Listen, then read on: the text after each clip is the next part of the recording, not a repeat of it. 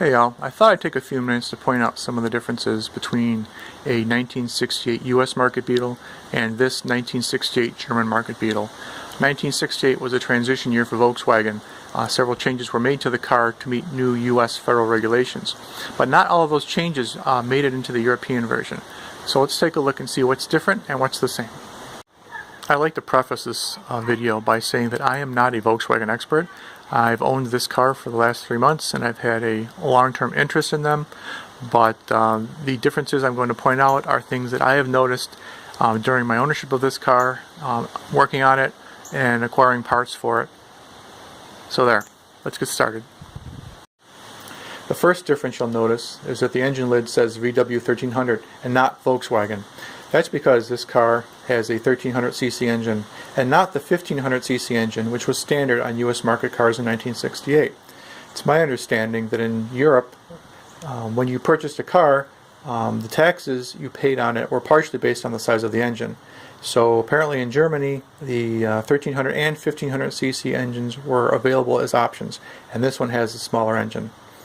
On a related note, because it has the 1300cc engine, it also has the transmission for the 1300cc, and that transmission apparently does not have the switch necessary to automatically turn on and off the reverse lights, even though the car shipped from the factory with the correct tail lamps for reverse lights and even has the bulb socket for a reverse light.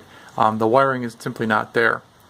So I've added a manual switch to turn on and off the reverse lights manually. It's the best I can do. On another related note, the 1300cc engine lacks a few things that were standard on the US 1500cc. Particularly, there's no third hose over here for preheating, and there are no emission controls on the engine aside from the crankcase breather here. It does make working on the engine a little bit easier. Much of the interior on this 1968 German Beetle is unique to this year.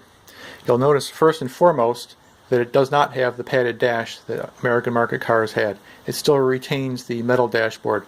That changed in 1969 in Germany. That's when they received the black padded dash. However, this car does have the newer speedometer introduced in '68 with the integrated fuel gauge. The car does not have the brake warning indicator to indicate when your brakes have failed, and it does not have hazard lights. Apparently neither of those were mandated in Germany in 1968. Something that's very unique to this car is the vent layout. There are 3 vents, 1, 2, 3. This is unique to this car and only in Europe. These parts, these side vents, are extremely rare, and I really could use a replacement there. Seats and seat belts are a major difference between US market and German market cars in 1968. In Germany, you would have received lap belts with low back seats. In the United States, you would have received 3-point safety belts with high back seats. This car does have high back seats because I just installed them. When the car arrived here, when I purchased it, it had seats out of a Scion TC. I do not know what happened to the original seats that came with this car.